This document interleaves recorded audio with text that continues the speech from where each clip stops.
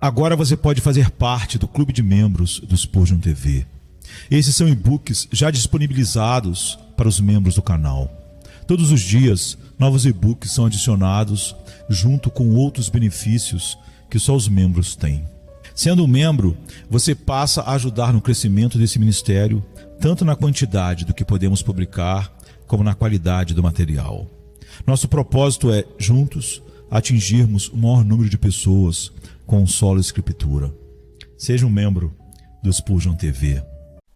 Sermão número 237, pregado na manhã de domingo, 6 de fevereiro de 1859, por Charles Haddon Spurgeon, no Music Hall Royal Surrey Gardens, Londres, Inglaterra. Spurgeon pregou este sermão quando estava com 25 anos de idade. Guardai-vos do fermento dos fariseus, que é a hipocrisia. Lucas 12, verso 1. Esta era está repleta de falsidade. A pretensão nunca ocupou uma posição tão proeminente como na hora presente. Poucos, temo, amam a pura verdade. Dificilmente a toleramos em nossas vidas.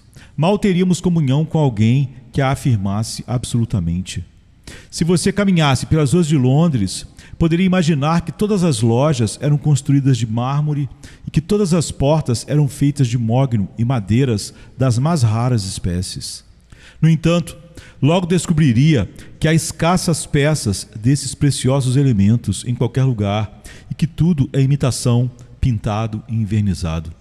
Não culpo isso, exceto pelo fato de ser um tipo exterior de um mal interior que existe. Assim como é em nossas ruas, assim é em todos os lugares. A imitação, a pintura e o douramento estão em uma enorme alta. A falsificação atingiu finalmente uma tal eminência que é com a maior dificuldade que se pode detectá-la. A falsificação se aproxima tanto do genuíno que até o olho da sabedoria precisa ser iluminado antes que possa discernir a diferença. Especialmente este é o caso em assuntos espirituais.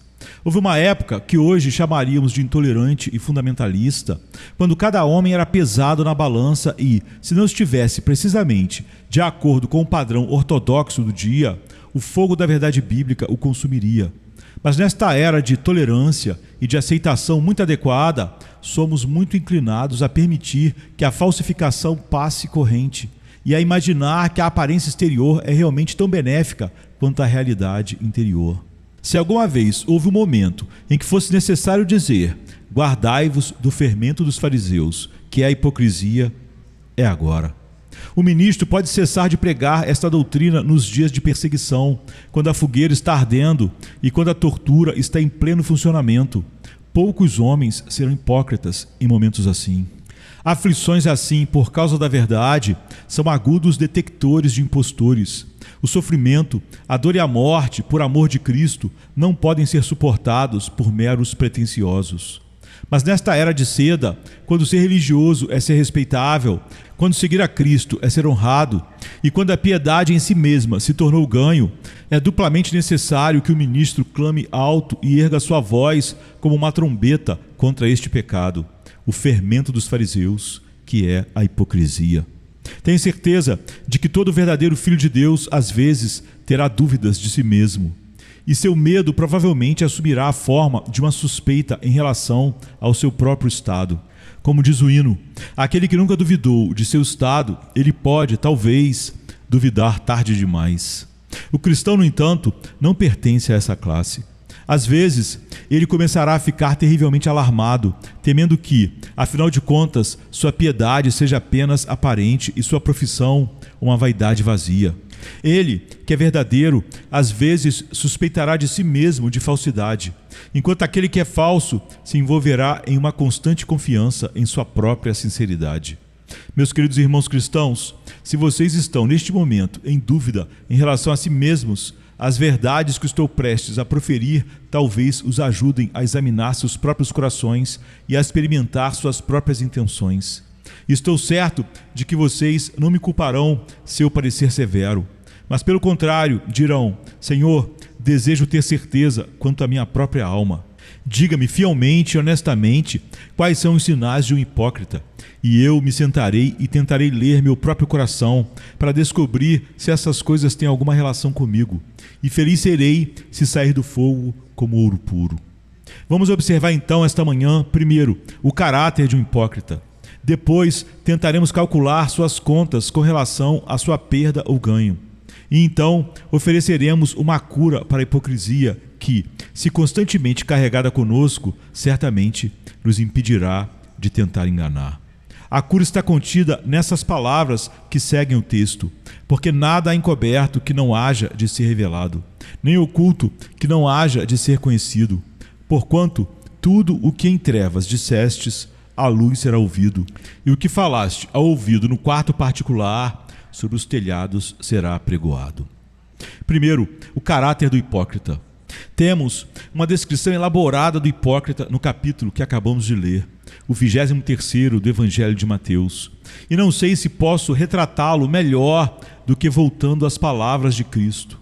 Um hipócrita pode ser reconhecido pelo fato de que sua fala e suas ações são contrárias entre si. Como Jesus diz, eles dizem e não fazem. O hipócrita pode falar como um anjo e pode citar textos com a maior rapidez.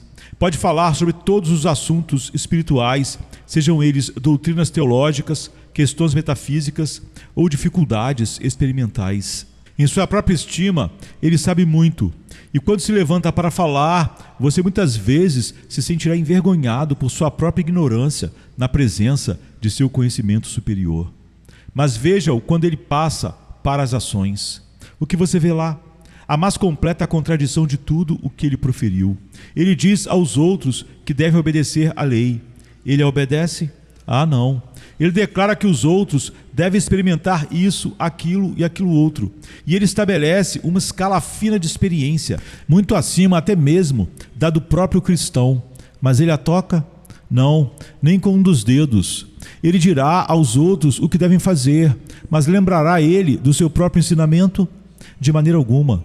Siga-o até sua casa, rastreie-o até o mercado, veja-o na loja e, se quiser refutar sua pregação, poderá facilmente fazê-lo a partir de sua própria vida.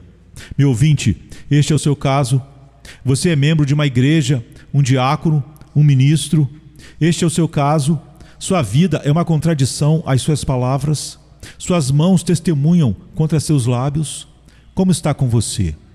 Com o rubor, cada um de nós deve confessar que, até certo ponto, nossa vida é contraditória com nossa profissão de fé. Nós coramos e lamentamos por isso. Mas espero que haja alguns aqui que podem dizer: apesar de muitas fraquezas, com todo o meu coração tenho me esforçado para andar nos caminhos de teus mandamentos, ó meu Deus, e não tenho intencionalmente falado com meus lábios o que não pretendia realizar em minha vida. Ah, acreditem em mim, meus ouvintes. Falar é fácil, mas agir é difícil. Qualquer homem pode atingir a fala, mas agir é difícil. Devemos ter graça interior para tornar nossa vida santa, mas a piedade de lábios não precisa de graça. A primeira marca de um hipócrita, então, é que ele contradiz com seus atos o que profere com suas palavras. Alguns de vocês fazem isso? Se sim, sejam convictos de hipocrisia e inclinem suas cabeças e confessem o pecado. A próxima marca de um hipócrita é que, sempre que faz o bem, é para ser visto pelos homens. O hipócrita toca uma trombeta antes de dar esmolas e escolhe o canto das ruas para suas orações. Para ele, a virtude na escuridão é quase um vício. Ele nunca pode detectar nenhuma beleza na virtude, a menos que ela tenha 1000 olhos para olhá-la, e então ela é algo de fato. O verdadeiro cristão, como Rouxinol, canta na noite, mas o hipócrita tem todas as suas músicas durante o dia, quando pode ser visto e ouvido pelos homens. Ser bem falado é o elixir de sua vida. Se for elogiado, é como vinho doce para ele.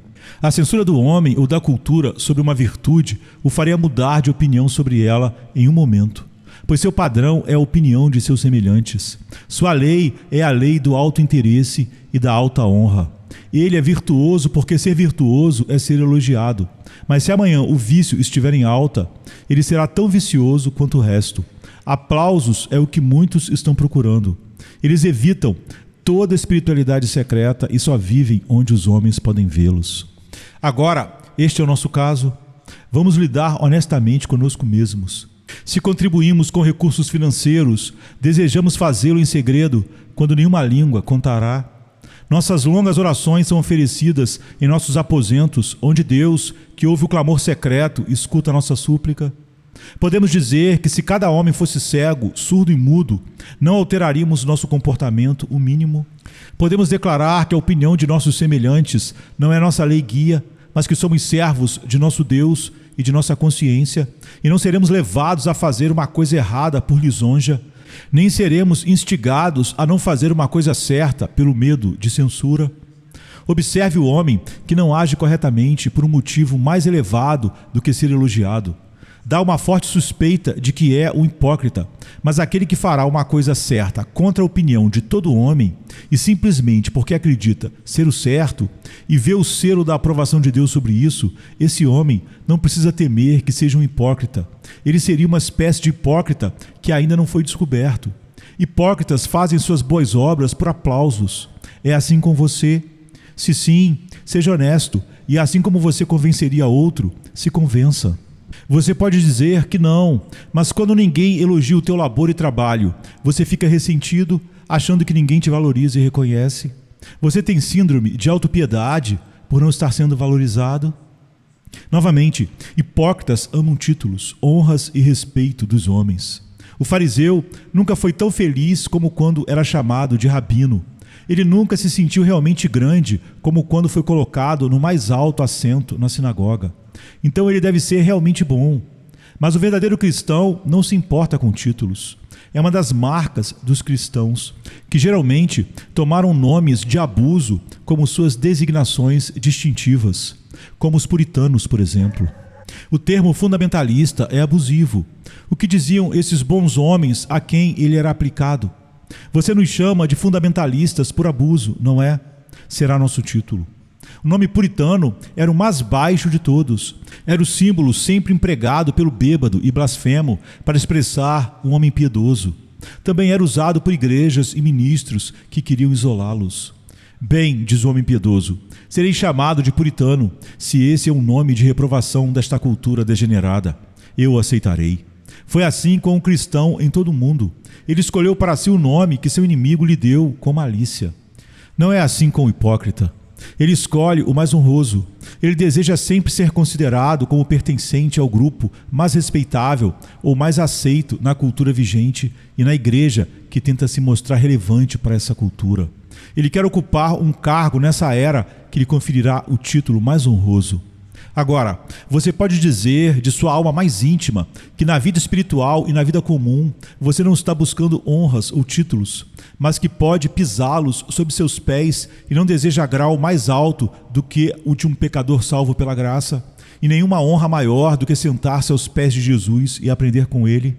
Você está disposto a ser um dos seguidores desprezados do filho do carpinteiro, como foram os pescadores da Galileia?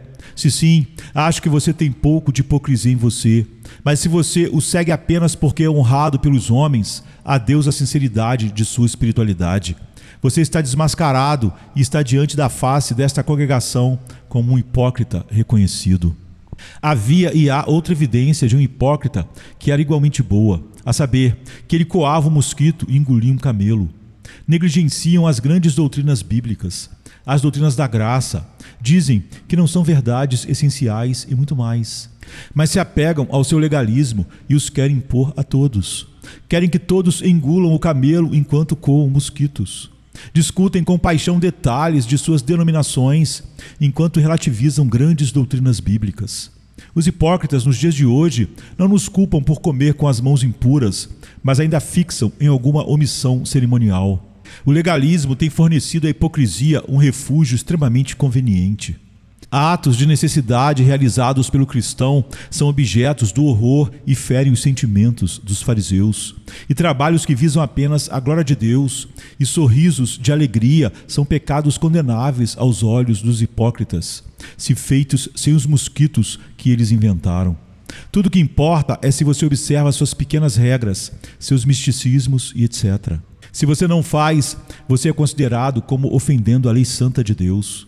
A menor infração daquilo que é uma observância cerimonial ou mística inventada por eles se torna um grande pecado aos olhos do hipócrita. Mas ele, pobre homem, que encontrará falhas em você por alguma pequena coisa nesse aspecto, quando o mosquito é o homem que você encontrará trapaceando, adulterando seus bens, mentindo, exagerando e explorando os outros. Sempre notei que aquelas almas muito detalhistas que procuram por coisas pequenas, que estão sempre buscando pequenos pontos de diferença, são exatamente os homens que omitem os assuntos mais importantes da palavra de Deus.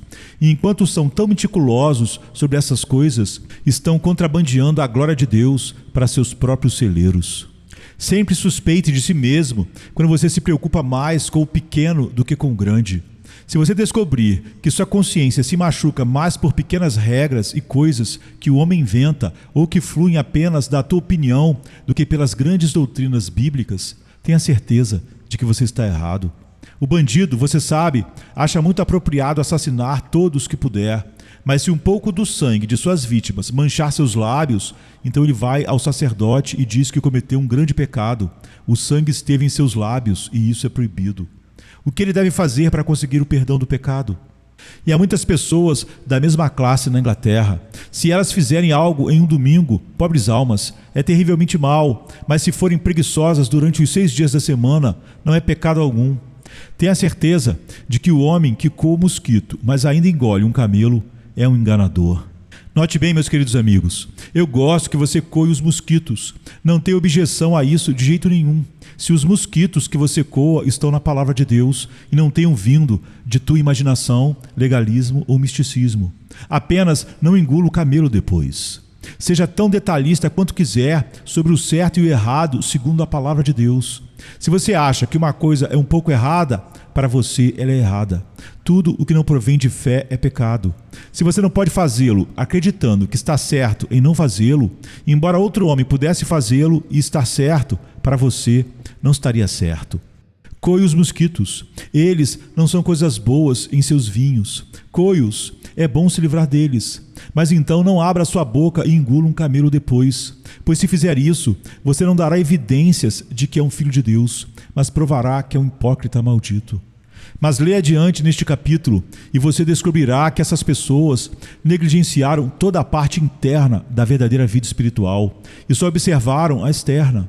Como nosso Salvador disse, eles limpavam o exterior do copo e do prato, mas por dentro estavam cheios de extorsão e excesso. Há muitos livros que são excelentemente encadernados, mas não tem nada dentro deles. E há muitas pessoas que têm um exterior espiritual muito bom, mas não têm absolutamente nada no coração. Você não conhece algumas delas? Talvez, se você se conhecer, possa descobrir uma. Você não conhece algumas que são precisamente espirituais, que dificilmente deixariam de frequentar um único meio de graça, que praticam o ritual em todas as suas formas e todas as suas cerimônias, que não se desviariam nem mesmo um fio de cabelo de qualquer comando externo? Diante do mundo, elas se destacam como eminentes e piedosas, porque são minuciosamente atentas aos externos do santuário, mas ainda são descuidadas quanto à matéria interior. Enquanto tomam o pão e o vinho, não se importam se comeram a carne e beberam o sangue de Cristo, desde que tenham sido batizados com água. Não se importa se foram sepultados com Cristo no batismo para a morte. Desde que tenham ido à casa de Deus, estão satisfeitas. Não é nada para elas se tiveram comunhão com Cristo ou não. Não, elas estão perfeitamente contentes, desde que tenham a casca, sem buscar o núcleo. O trigo pode ir para onde quiser. A casca e a palha são completamente suficientes para elas. Algumas pessoas que conheço são como estalagens que têm um anjo pendurado do lado de fora como um sinal, mas tem um demônio dentro como proprietário. Há muitos homens desse tipo que se esforçam muito para ter um excelente sinal pendurado. Devem ser conhecidos por todos os homens como estritamente espirituais, mas por dentro, que é o assunto mais importante, estão cheios de maldade. Mas às vezes ouço pessoas equivocarem-se nessa questão, invertendo a coisa e indo para o extremo oposto. Elas dizem: "Ah, bem, o pobre homem, ele é certamente sujo por fora, mas é um homem muito bom no fundo." Agora, como Roland Hill costumava dizer, isso é uma coisa muito surpreendente para qualquer homem dizer de outro, que ele era ruim no topo e bom no fundo, ruim por fora e bom por dentro. Quando os homens levam suas frutas para o mercado, eles não conseguem fazer seus clientes acreditarem, se veem maçãs podres na casca, que são boas por dentro. A conduta externa de um homem geralmente é um pouco melhor do que o seu coração. Muitos poucos homens vendem mercadorias melhores do que colocam na vitrine. Portanto, não me interpretem mal quando digo que devemos prestar mais atenção ao interno do que ao externo. Não quero que deixem o externo de lado. Limpe primeiro o exterior do copo e do prato. Limpe-o o melhor que puder, mas cuide também para que o interior seja limpo. Olhe para isso em primeiro lugar. Faça a si mesmo perguntas como estas: eu nasci de novo? Passei das trevas para a luz? Fui tirado dos domínios de Satanás para o reino do querido Filho de Deus? Vivo por comunhão privada perto do lado de Jesus?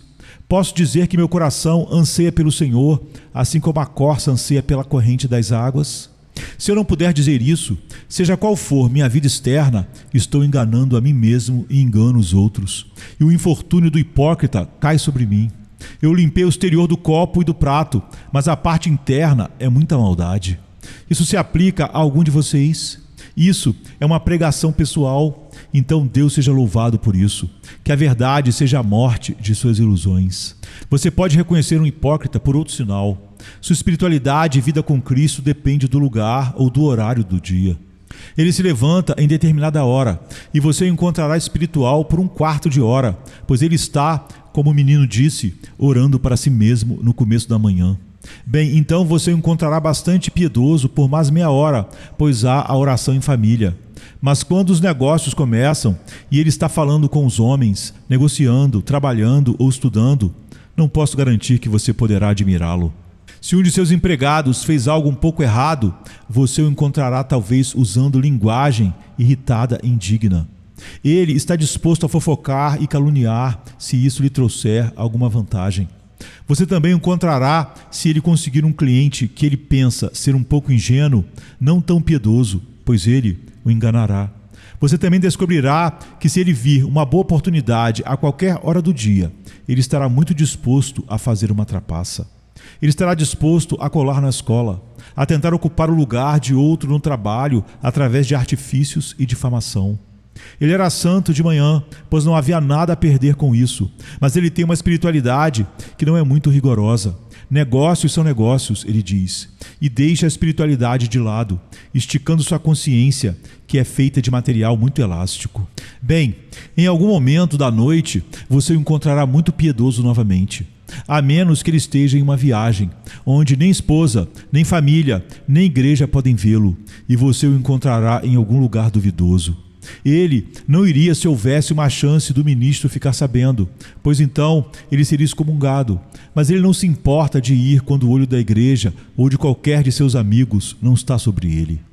Roupas finas fazem homens finos, e lugares finos fazem hipócritas finos. Mas o homem que é verdadeiro com seu Deus e com sua consciência é um cristão o dia todo e toda noite, e um cristão em todos os lugares. Embora você encha a minha casa de prata e ouro, ele diz, eu não faria uma ação suja. Embora você me desse as estrelas e a riqueza incontável dos impérios, ainda assim não faria o que desonraria a Deus ou envergonharia minha profissão de fé. Coloque o verdadeiro cristão onde ele possa pecar e ser elogiado por isso, e ele não o fará. Ele não odeia o pecado por causa da companhia, mas o odeia por si mesmo.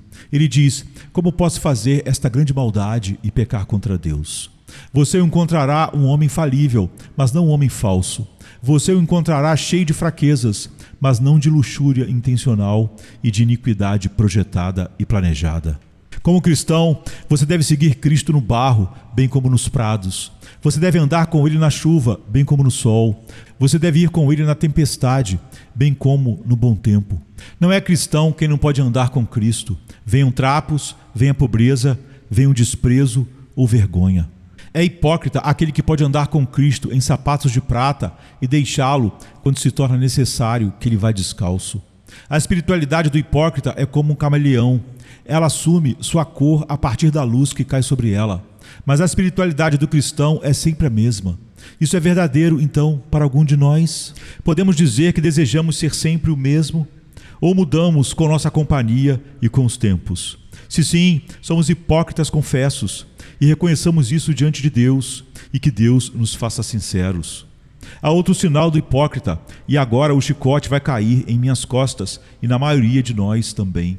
Hipócritas e outras pessoas, além de hipócritas, geralmente são severos com os outros e muito indulgentes consigo mesmos.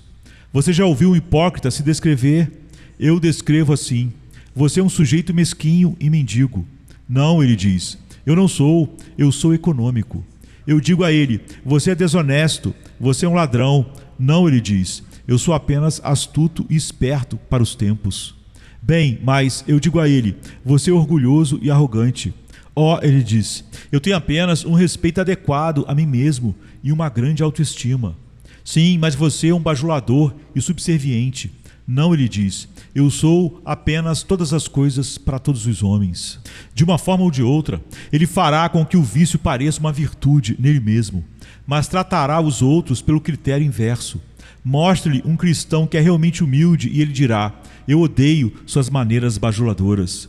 Diga-lhe que há alguém que é muito corajoso por Cristo. Ele é impudente, diz ele.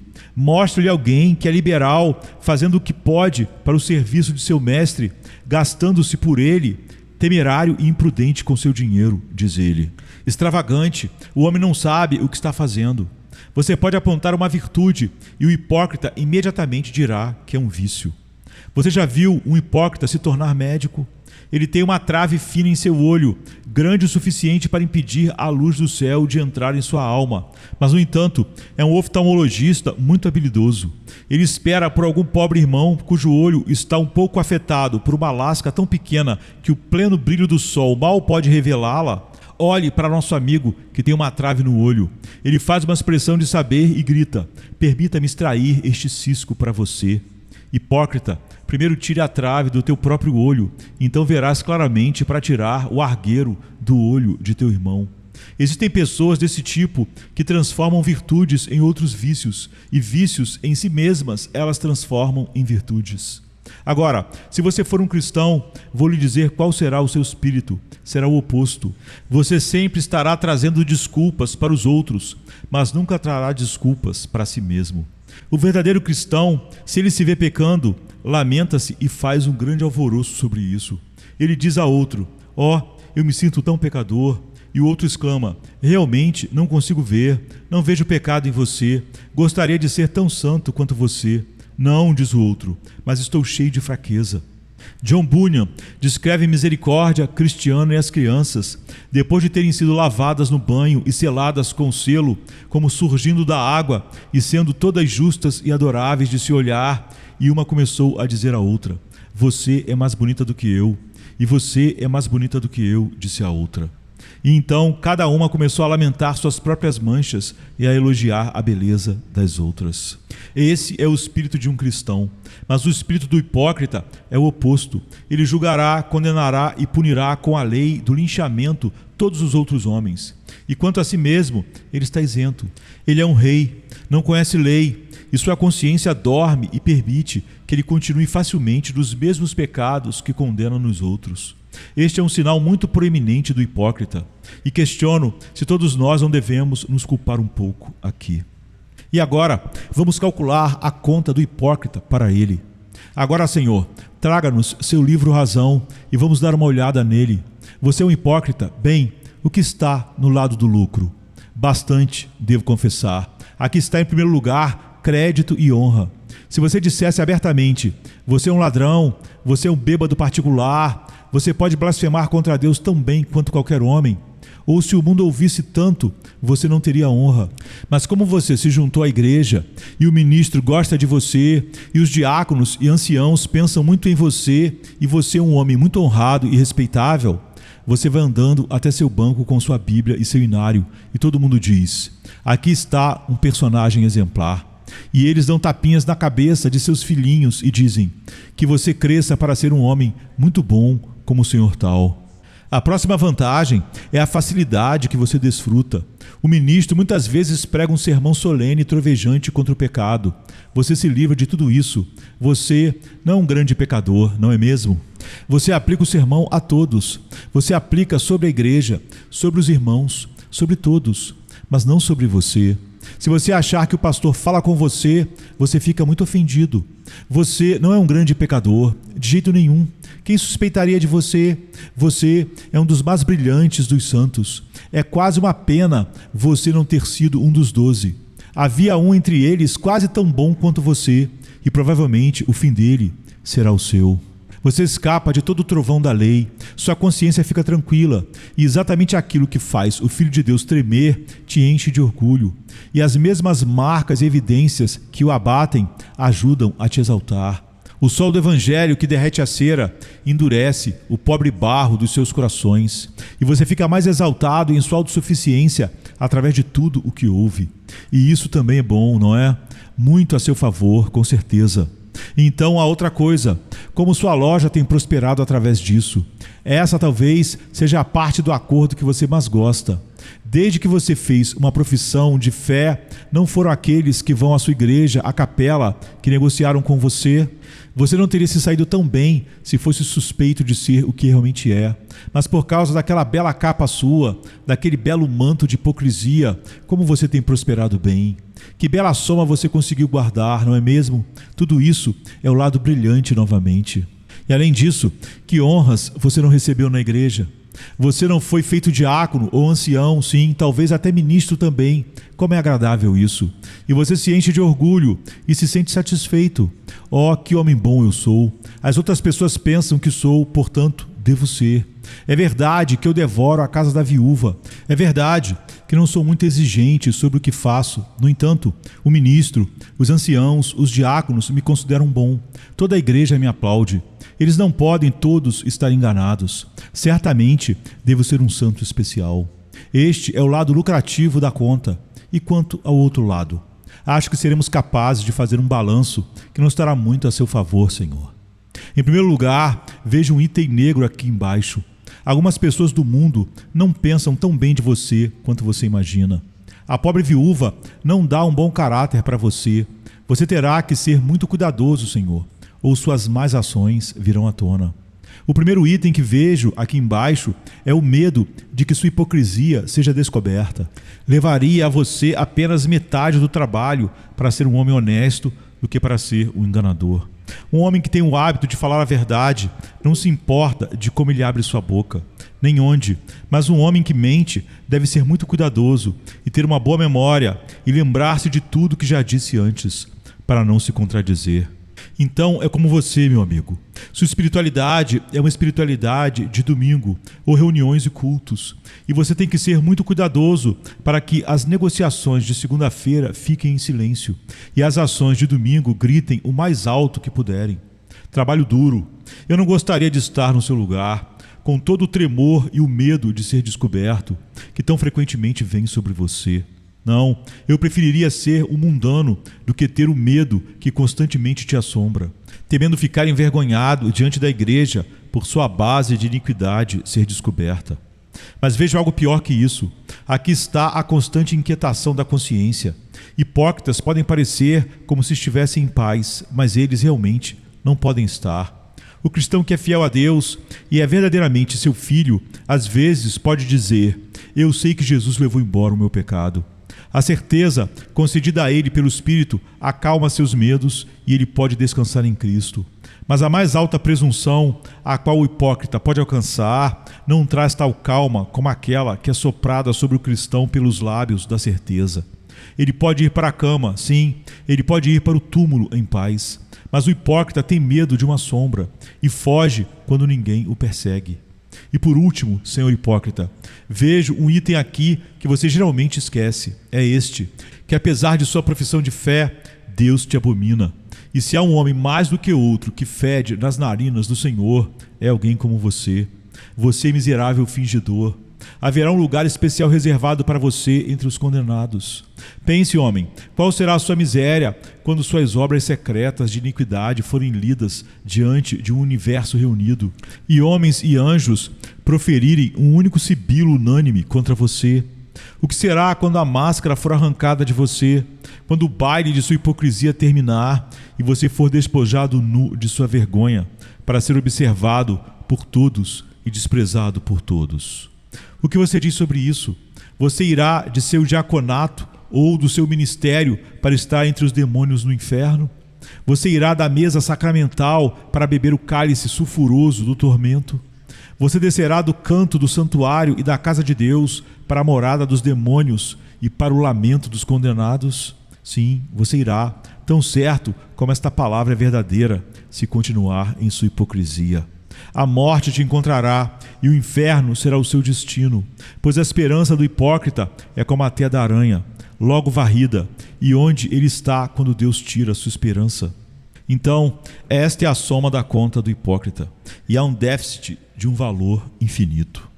Agora, quanto ao assunto da cura do hipócrita, o que diremos sobre isso? Ó, meus amigos, sinto que ao falar assim do hipócrita, tentei ser severo, mas não fui capaz de atingir o coração como gostaria, porque é marca da natureza humana que este seja o último pecado do qual realmente suspeitamos de nós mesmos, e ainda assim é o mais fácil de cair. Muitas vezes caio de joelhos em uma agonia de dúvida e clamo: Senhor, faze-me sincero se estou enganado, revele meu auto-engano. Não creio que qualquer cristão viverá muito tempo sem algumas dessas estações de angustiante autoexame. Permitam-me colocar isso para vocês hoje, que ninguém se exclua. Vocês podem ser cristãos professos por muitos anos e ainda assim podem ter sido hipócritas. Lembrem-se de que havia um hipócrita entre os apóstolos. Então pode haver entre os ministros de Cristo. Houve enganadores entre as igrejas apostólicas. Quanto mais podemos esperar encontrá-los entre nós? Não procurem encontrá-los. É trabalho de Deus, não seu, encontrar hipócritas. Mas olhem para vocês mesmos para ver se não são um. Andando outro dia contra o vento, observei um grande galho cair bem na minha frente. Notei que estava podre e me perguntei por dentro quanto tempo ele poderia ter estado na árvore e ainda assim ter estado podre afinal. Então pensei: se o vento da perseguição varresse pela igreja, eu cairia como um galho podre? Não cairiam muitos dos meus ouvintes? Eles têm sido unidos a Cristo nominalmente por muito tempo e têm falado por Ele, talvez pregado por Ele. Mas se o tempo de provação que provará a terra viesse sobre nós novamente, quantos de nós permaneceriam? Ó, meus ouvintes, não se contentem em aceitar sua espiritualidade de segunda mão. Não deixem que seja um trabalho superficial. Não pensem que porque me viram e viram meus anciãos e nós os admitimos na igreja, vocês estão, portanto, corretos. Nós fomos enganados muitas vezes. Não é difícil enganar um coração bondoso. Já olhei nos olhos de alguém e tentei ler suas almas, e ainda assim me enganei. Vi lágrimas em seus olhos enquanto faziam uma profissão de Cristo, e ainda assim eram enganadores afinal. E fui grosseiramente enganado. Na verdade, quanto mais bondoso é um homem, mais a natureza humana tentará impor-se a ele. Tenho certeza de que usei o máximo de diligência para arrancar da minha igreja aqueles que suspeitei de hipocrisia, e uma diligência maior ainda será usada. Mas lidem consigo mesmos, eu os suplico. Não os enviarei ao inferno vendados se puder evitar. Não desejo estar em erro e Deus me livre de permitir que vocês sejam enganados. Se vocês não forem verdadeiros cristãos, deixem de lado sua profissão completamente. Se não for um trabalho sólido, derrubem-no. Melhor ver a casa desabar agora do que deixá-la em pé até que a chuva desça e as enchentes venham e os ventos a golpeiem na terrível eternidade do futuro. Não, eu preferiria enviar cada coração para casa desconfortável do que deixar o hipócrita sentar-se à vontade. Preferiria ferir o Filho de Deus do que permitir que o hipócrita escapasse. Mas agora, para a cura do hipócrita, o que faremos para nos curar de qualquer hipocrisia que possa existir entre nós? Lembremos-nos de que não podemos fazer nada em segredo, mesmo que tentemos. O Deus que vê, apreendido na consciência, deve ser a morte da hipocrisia. Não posso tentar enganar quando sei que Deus está olhando para mim. É impossível para mim jogar duplo e falso quando acredito que estou na presença do Altíssimo e que Ele está lendo meus pensamentos e os propósitos secretos do meu coração. A única maneira pela qual o hipócrita pode agir como hipócrita é esquecendo a existência de Deus. Lembremos-nos então disso. Onde quer que eu esteja, em minha cama ou em meu quarto secreto, Deus está lá. Não há palavra secreta que eu fale no ouvido de um amigo que Deus não ouça. Se busco a parte mais privada da cidade para cometer pecado, Deus está lá. Se escolho a sombra da noite para cobrir minha iniquidade, Ele está lá olhando para mim. O pensamento de uma deidade presente, se fosse plenamente realizado, nos preservaria do pecado, sempre olhando para mim, sempre me observando. Pensamos que estamos fazendo muitas coisas em segredo, mas nada está oculto dele com quem temos que lidar. E o dia está chegando, quando todos os pecados que cometemos serão lidos e publicados. Oh, que rubor corará a face do hipócrita quando Deus lê o diário secreto de suas iniquidades. Meus colegas professantes, sempre vejamos nossas ações à luz da grande revelação delas no dia do julgamento. Pause sobre tudo o que você faz e diga: posso suportar que isso seja soado como uma trombeta nos ouvidos de todos os homens? Não. Tenha um motivo mais elevado e diga: posso suportar fazer isso e ainda repetir as palavras: tu, Deus, me vês? Você pode enganar os homens e enganar a si mesmo, mas a Deus você não pode. A Deus você não enganará. Você pode morrer com o nome de Cristo nos lábios, e os homens podem enterrá-lo na certeza e esperança de uma gloriosa ressurreição. Mas Deus não será enganado nem pela sua profissão de fé, nem pela opinião dos homens. Ele o colocará na balança, e se você for encontrado em falta, ele clamará: apartai-vos de mim. Ele o testará, e se você não tiver o som da moeda pura da graça, ele o mostrará para sempre como uma falsificação. Ele arrancará a máscara de você. A virtude é mais adornada quando menos adornada. Para detectá-la, você será despojado e nu, e cada manto será rasgado em pedaços. Como você suportará isso? Irá cavar nas profundezas para se esconder? Irá mergulhar no mar para encontrar uma saída? Irá clamar para que as rochas o escondam e as montanhas caiam sobre você? Em vão você clamará. O Deus que vê lerá sua alma, descobrirá seu segredo, revelará suas coisas ocultas e dirá ao mundo que, embora você tenha comido e bebido em suas ruas, embora tenha pregado o seu nome, ele nunca te conheceu. Você ainda era um trabalhador da iniquidade e deve ser expulso para sempre. Venham, vamos apenas por um segundo refletir que logo estaremos deitados em nosso leito de morte. Mas alguns meses e você e eu enfrentaremos o cruel tirano, a morte. Será difícil ser hipócrita então, quando o pulso estiver fraco e parando, quando as cordas dos olhos se romperem, quando a língua estiver grudada ao céu da boca. Será em vão tentar hipocrisia então. Ó, que Deus os torne sinceros, pois se vocês morrerem com uma profissão vazia, vocês morrem de fato. De todas as mortes, penso que a mais terrível é a do hipócrita, e após a morte, ele erguer os olhos e se encontrar perdido, e para sempre. Faça um trabalho seguro disso, que Deus lhe dê verdadeira graça e verdadeira fé, e que todos nós nos encontremos no céu. Esta é a nossa oração sincera, por meio de Jesus Cristo, nosso Senhor. Amém.